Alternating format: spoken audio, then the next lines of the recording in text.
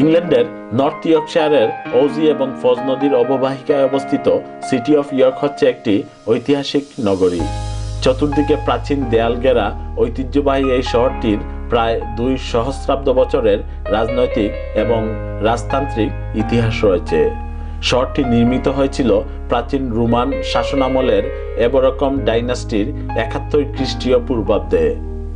তৎকালীন সময়ে এই নগরী রোমান প্রদেশের রাজধানী হিসেবে প্রতিষ্ঠিত হয়েছিল এবং পরবর্তীতে এই নগরী দি কিংডম অফ নর্থাম্ব্রিয়া এবং জার্ভিক সাম্রাজ্যের অন্তর্ভুক্ত হয়।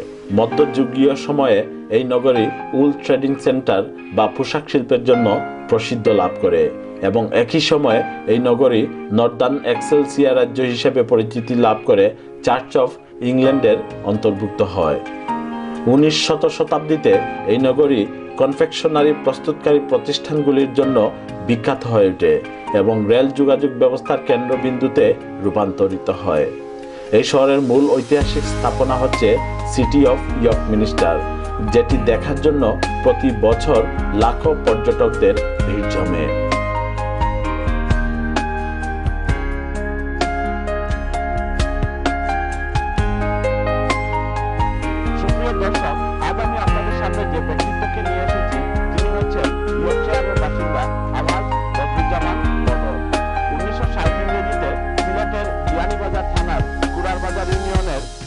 গ্রামে তার জন্ম।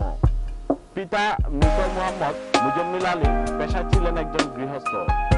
জনাব বদর তার নিজ গ্রাম কুড়িরবাজার হাই স্কুল থেকে 10ম শ্রেণী পর্যন্ত লেখাপড়া করে মাত্র 19 বছর বয়সে জীবনের তাগিদে পাড়ি জমান দুবাইতে।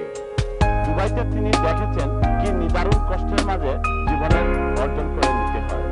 তাই হয়তো দুবাইতে তার মন বসেনি। একসময় বাড়তি আয় আর উন্নত জীবনের প্রত্যাশায় তিনি পাড়ি জমান ব্রিটেনে। তাই তো ব্রিটেনের ইয়র্ক শহরে এখন তিনি গড়ে তুলেছেন বিশাল ক্যাটারিং ব্যবসা। এত ব্যস্ততার মধ্যে থেকেও ব্যবসার পাশাপাশি জনাব জামান বিভিন্ন সামাজিক সংগঠনের সাথে জড়িত থেকে কিভাবে মানুষের কল্যাণে সেবামূলক বিভিন্ন কাজ করে যাচ্ছেন, আসুন তার মুখ থেকেই আমরা শুনি।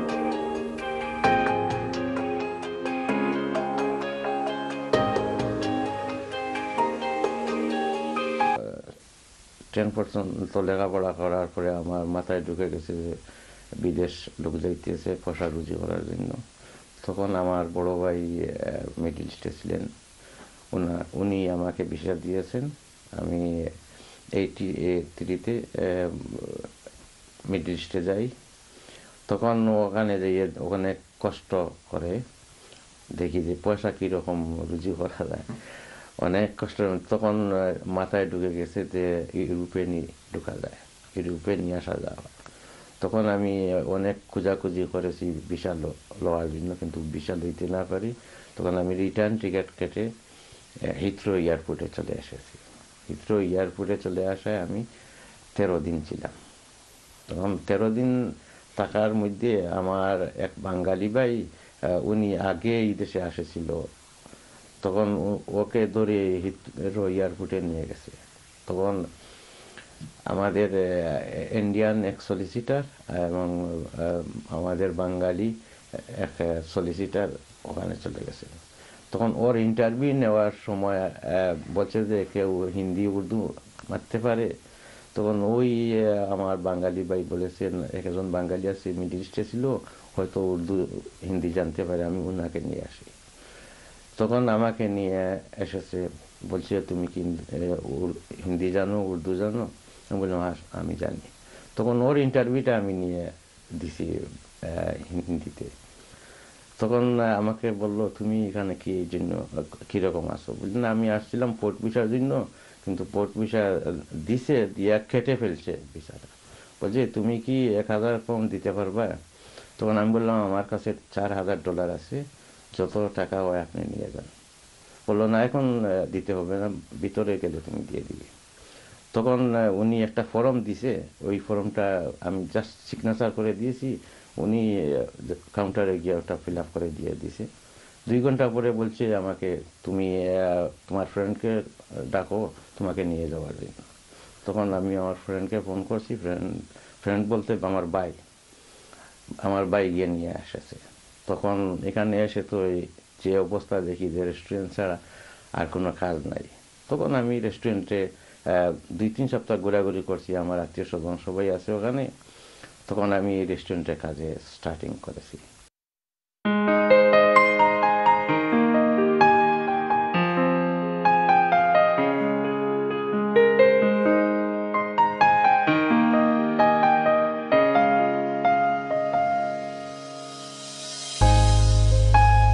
আমি 83-তে লন্ডনে ঢুকি।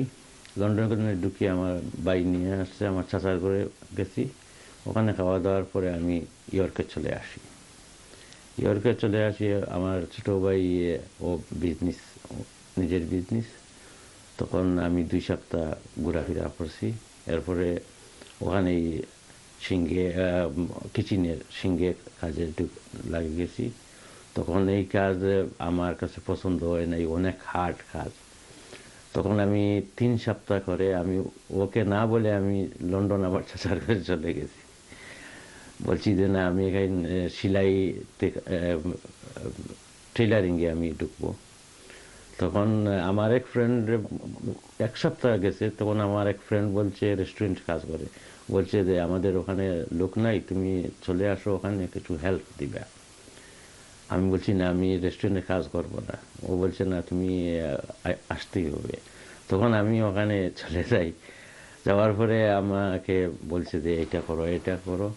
তখন আস্তে আস্তে 1 সপ্তাহ হয়ে গেছে। তখন বলছে ভাই প্লিজ তুমি চলে যাইও না, ওখানে আমার লোক নাই। গামনার অনেক ভালো ছিল, ফ্রেন্ডলি, মৌলভীবাজার বাড়ি, যে তুমি নাম।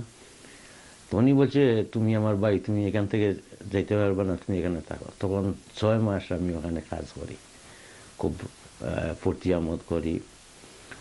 তখন হঠাৎ করে ওর এক পার্টনার আমাকে মিজাজ করে অনেক কথাবার্তা বলতো। তখন আমি 1 দিন 2 দিন 3 দিনের সময় আমি 1 সপ্তাহের বেতনও নেই, বেতন ছেড়ে চলে আসি। তারপরে অন্য রেস্টুরেন্টে যাই। তখন আমি চেষ্টা করি যে আমার এক্সপিরিয়েন্স বাড়ানোর জন্য। এরকম প্রায় 1.5 বছর আমি ঘোরাফেরা, অন্ততপক্ষে আমি 20 থেকে 25 রেস্টুরেন্টে আমি ঘোরাফেরা করছি, অনেক এক্সপিরিয়েন্স নিয়ে। তখন আমার ছোটো ভাই ইয়র্কে একটা রেস্টুরেন্ট নতুনভাবে ওপেনিং করতেছে। তখন আমি এখানে আসি, আমি সব মেনুগুলো আমি সাজাই আমার এক্সপিরিয়েন্স দিয়ে।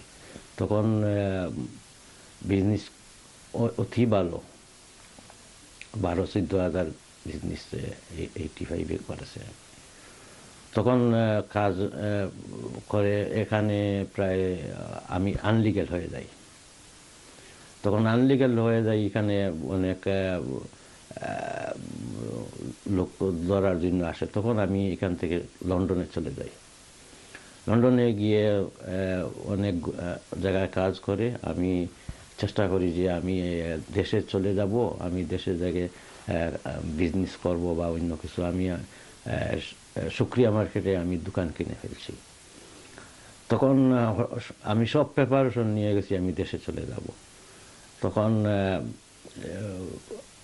আমি যাওয়ার 1 সপ্তাহ আগে আমার বিয়ে ঠিক হয়ে যায়। তখন আমি এখানে বিয়ে করে 1 সপ্তাহ পরে আমি দেশে চলে যাই। দেশে গিয়ে আমি দোকান স্টার্ট করছি। দোকান স্টার্ট করে আমি 9 মাস ছিলাম। তখন আমার ভিসা হয়ে গেছে। তখন আবার আমি 89-এ চলে আসি ইংল্যান্ডে।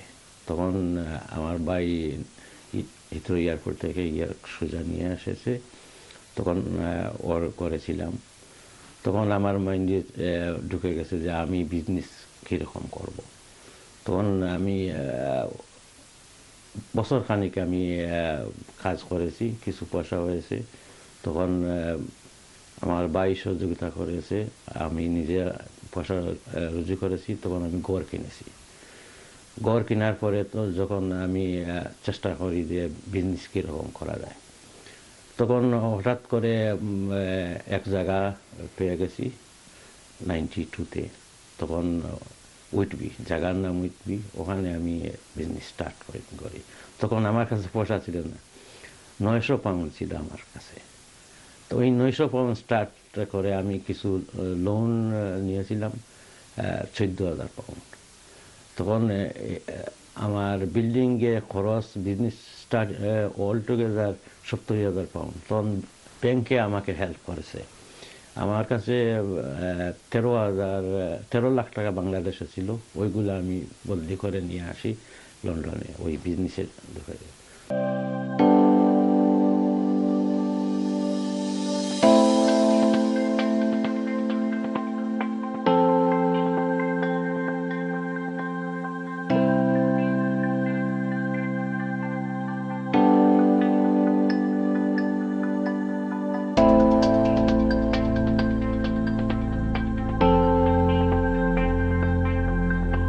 আমার ব্যবসার জীবনে ফার্স্ট উইটবি তান্দুরি নামে খুলছি 1992।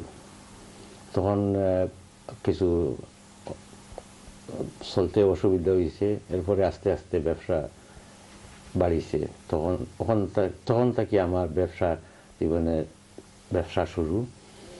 তখন 4-5 বছর পরে আমি আর একটা রেস্টুরেন্ট করছি উইটবি, এটার নাম হইল কাফি মশালা। ব্যবসা খুবই ভালো, টেক আউট খুব বেশি ভালো যায়। তখন আমার ব্যবসার মাইন্ড মাথা ঢুকে গেল। তখন আমি জায়গা খুঁজতেছি আমি থাকি ইয়ক। তখন ইয়ক জায়গা খুঁজতেছি। তখন আপনার লইয়া এখন বর্তমানে যে রেস্টুরেন্টে আছি, এই রেস্টুরেন্ট স্টার্ট করি। এখানে আমার 3 নম্বর ব্যবসা ইন্ডিয়ান বাইটস নাম দিছি। আমার এক ফ্রেন্ডের লন্ডন এক ব্যবসা, টাইম রিটায়ার্ড হয়ে যেটা ব্যস্তা, তখন মাতি টান লগে হয়ে গেছে কি। তখন আমি রেস্টুরেন্টের নাম হইল শেনফিল্ড তান্দুরি। এখন বর্তমানে আমি শেনফিল্ড তান্দুরি বেশিরভাগ সময় কাটাই, ওখানেও থাকি। ব্যবসা খুব ভালো।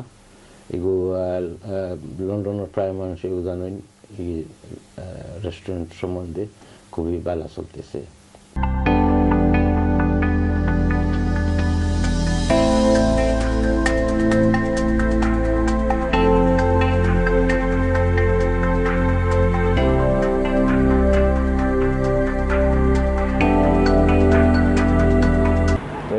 আল্লাহর যে ব্যবসা বাণিজ্য করিয়া সাকসেস হয়েছি, পোষা করি আল্লাহ বানাইছে।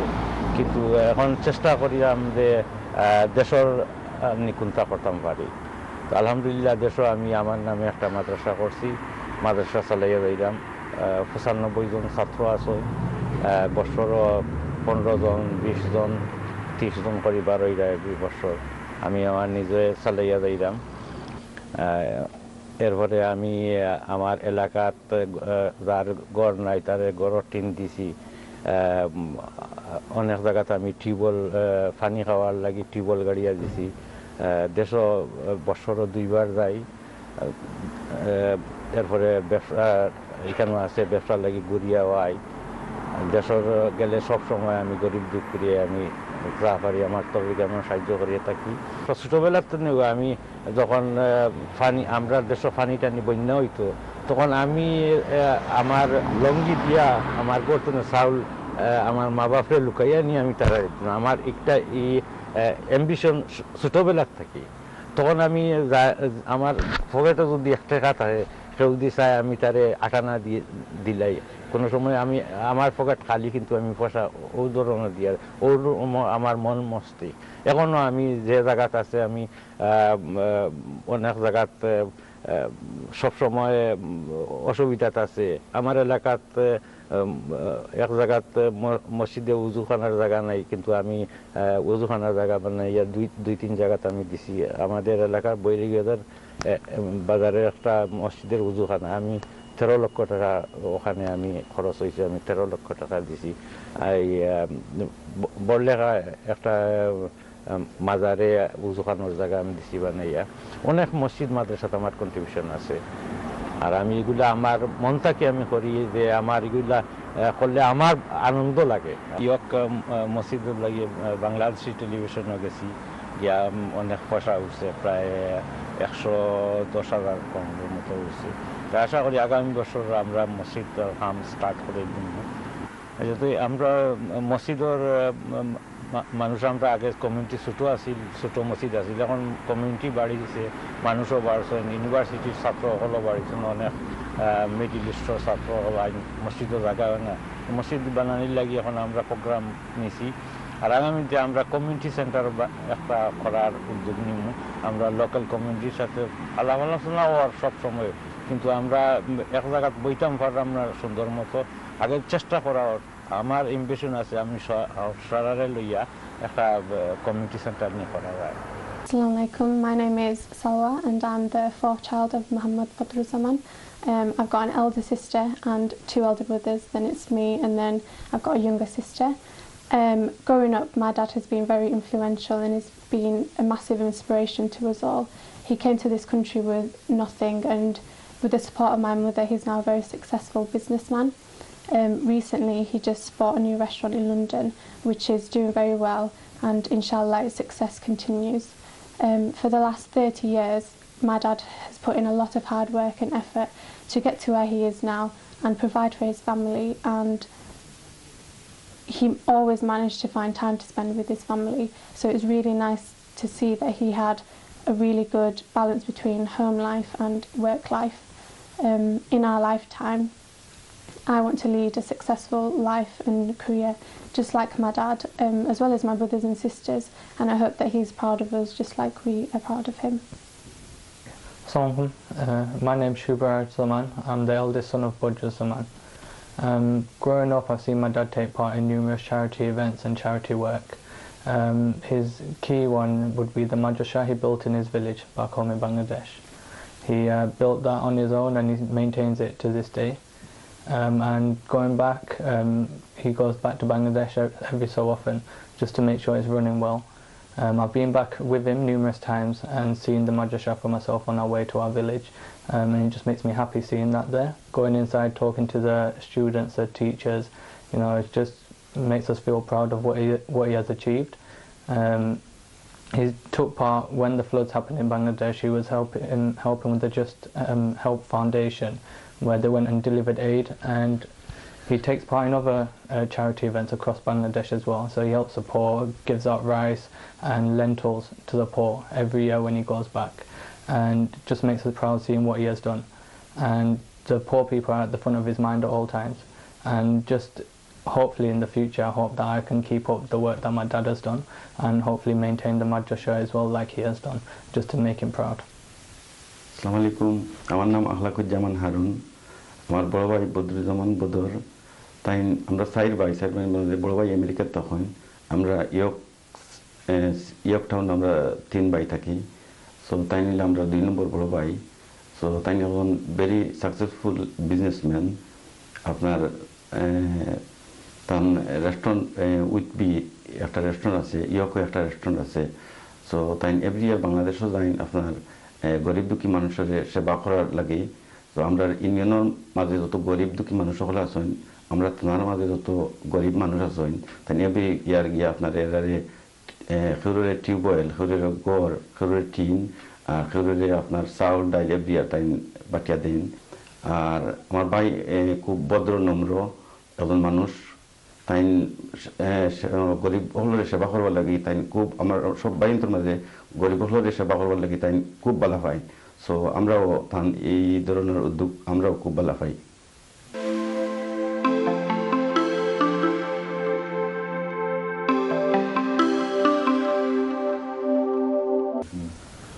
আমার আব্বা আম্মা নাই, আমরা 4 ভাই 3 বোন। আমরা আমার বড় ভাই আমেরিকাতে থাকেন, আর আমরা ছোট 3 ভাই ইয়র্কে থাকি। আমরা হল এস্টাবলিশড। আমরা ছেলে মেয়ে এখন, আমার ছেলে 2 ছেলে 3 মেয়ে। বড় মেয়ে বিয়ে দিয়েছি, ওর ফ্যামিলি নিয়ে লন্ডনে থাকে। আমার বড় ছেলে ইউনিভার্সিটিতে গ্রাজুয়েশন করে, এখন লিডস ল ফার্ম চাকরি করা। তাই যদি পিএলসি করি লাইনতে তান কোয়ালিফাইড সলিসিটার বনি দিবে। 2 নম্বর ছেলে তাই লন্ডন ওয়েস্টমিনিস্টার আছে লেখাপড়া করা, লন্ডন থাকেন। আর 2 নম্বর মেয়ে ইয়ক 6 form আছেন, আগামী বছর লন্ডন ইউনিভার্সিটি যাইবে কি। আর ছোট মেয়ে 11 বছর তাই না আছেন। আমি বাচ্চিন্তর কাছ থেকে পোশাক করি কিছু চাই না, তারা লেখাপড়া করিয়া মানুষ ওইতো মানুষের যেন খারাপ না হয় কোনোদিন, অক্টাও আমি চাই। তাদের যতটুকু পারি আমি লেখাপড়া করে দিন, তারা নিজস্ব চাকরি করবা, মানুষের সেবা করবা, আর হলে আমার লাগি দোয়া করবা। আল্লাহ ভবিষ্যতে আমি যখন রিটায়ার্ড হইম, সমাজের কাম করতাম জেলা পারি, সমাজের কাম করিয়া যাই আরও আগে দিয়ে যাইতামও, ওই দোয়াটা আপনারা করবা। আর আমি বর্তমানে ইয়ক ছোট কমিউনিটি, তার কারণে আমি লন্ডন মুভ হইতাম চাইতাম, কেন কমিউনিটি আছে, কমিউনিটি সেবা করা যাইব। ও দোয়াটা আপনারা হলে করবা যেন কমিউনিটি সেবা করতাম পারি। সালামু আলাইকুম রহমতুল্লাহি ওয়া বারাকাতুহু।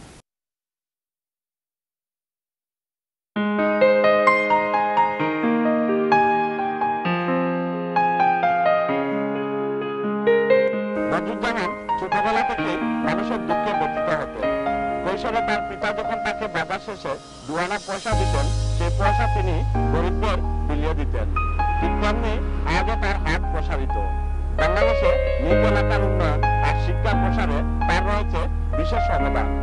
তিনি কুয়ারবাজার প্রাইমারি স্কুল এবং হাই স্কুল সম্প্রসারণে প্রয়োজনীয় জমি ও অনুদান দিয়ে যাচ্ছেন এবং এলাকার ছেলে মেয়েদের উচ্চতর শিক্ষার লক্ষ্যে একটি কলেজও প্রতিষ্ঠা করার ক্ষেত্রে বিশেষ অবদান রেখেছেন। এমনকি এলাকার মানুষের দিনী শিক্ষা প্রসারের লক্ষ্যে একটি মাদ্রাসা প্রতিষ্ঠা করেছেন নিজ খরচে এবং জীবনের শেষ পর্যন্ত এভাবেই মানুষের জন্য কাজ করে যেতে চান তিনি। এটাই তার স্বপ্ন। আজ এ পর্যন্তই। আগামী পর্বে নতুন কোনো ব্রিটিশ বাংলাদেশের সফলতার গল্প নিয়ে চ্যানেল আই আমার প্রাইজ অনুষ্ঠানে আবারও আপনাদের সামনে হাজির হব। ততক্ষণে সবাই থাকুন।